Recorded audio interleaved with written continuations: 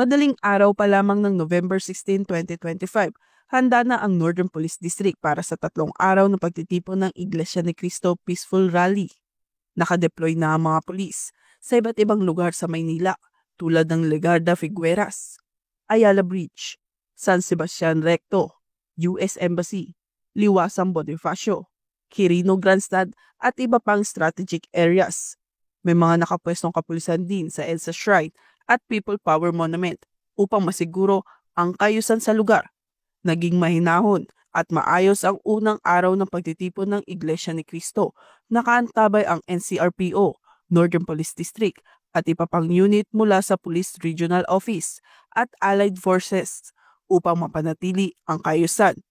Maaga ring nagtalaga ng puwersa ang kapulisan sa mga pangunahing kalsada upang matiyak na ligtas at organisado ang daloy ng mga dumalo.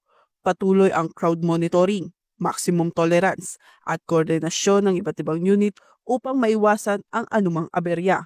Tinitiyak naman ng pamunuan ng Philippine National Police na tuloy ang mataas na police visibility sa mga susunod pang araw upang maprotektahan ang publiko at masigurong mapayapa ang kabuang pagdaraos ng rally.